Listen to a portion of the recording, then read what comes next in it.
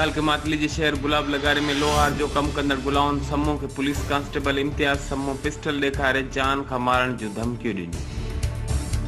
गुलाम मोहन समूह एचआरजेडीओ न्यूज़ जे रिपोर्टर मातली सोडो खोसो सां ॻाल्हाईंदे चयो त लोह खणी कवाड़ी जी दुकान ते वियुसि पुलिस कांस्टेबल इम्तियाज समूह बेड नंबर 1362 जेको हेडक्वार्टर टंडो लयार में ड्यूटी करे रहियो आहे उन मूंखे गार गन करण खां पोइ पिस्टल ॾेखारे धमकियूं ॾिनियूं ऐं चयो त जेकॾहिं टंडो लयार में गाॾी काहे ऐं सुठो न थींदी। पोइ गुलाम मोहन समूह वधीक चयो त ग़रीब मज़दूर माण्हू आहियां, मुंहिंजो को बि अलाह खां सवा धणी साईं न आहे। हिन एसएसपी टंडो लयार ऐं डीआईजी हैदराबाद खां मुतालबो कयो त पुलिस कांस्टेबल इम्तियाज समूह ख़िलाफ़ कानूनी कार्रवाई करे गरीब सां इंसाफ़ कयो वञे। आऊं गुलाम मोहम्मद समूह रंदड़ गुलाल लगारी जेको सो महबूब सीधी दुकान ते लोह खणी वियुसि तोरण लाइ सो परियां खां इम्तियाज़ समूह जेको पुलिस वारो जेको सो मूंसां अची गार गंद ठीक ठाक कई, न मुंहिंजी माउ छॾी न मुंहिंजी भेण छॾी, उनमें असांजो को बि उनमें ॾोह कोन हो।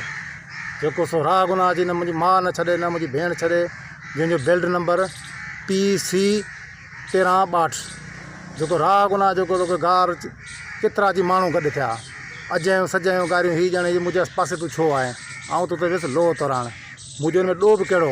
महबूब हिन खे झलियो रोकणु लॻो त हीउ रेवालो कढियो हिन, रेवालो कढी जेको थो चई हीअं करे रहंदुसि हीअं कंदुसि। उन खां पोइ बावजूद 2 टे ॾींहं मूं सबर कई त वरी मुंहिंजे पुटनि खे धमकी ॾियणु ऐं दुकान मटे सां अखियूं कढे चयो त टुनो यार तूं गाॾी का वेंदो ऐं घटि कोन कंदुसि, जेकी मूंखां पुॼंदी उहो कंदुसि।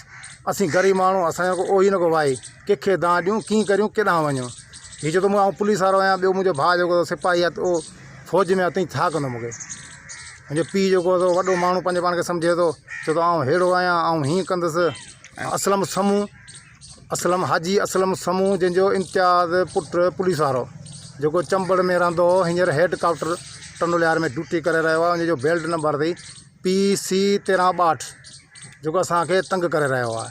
चए थो हाणे जॾहिं तव्हां हेॾां गाॾी कयो त आउं कोन छॾींदुसि, मूंखां जेके पुॼंदी उहो ई अवां कंदुसि ऐं घटि कोन थींदी। राह गुनाह असां ग़रीब माण्हू हाणे कंहिंखे दां ॾियूं केॾांहुं वञूं कंहिंखे चऊं। एचआरजेडीओ न्यूज़ ते हिन वक़्त ताईं बसि एतिरो ई। वधीक ख़बरनि ऐं अपडेट्स लाइ ॾिसंदा रहो एचआरजेडीओ न्यूज़।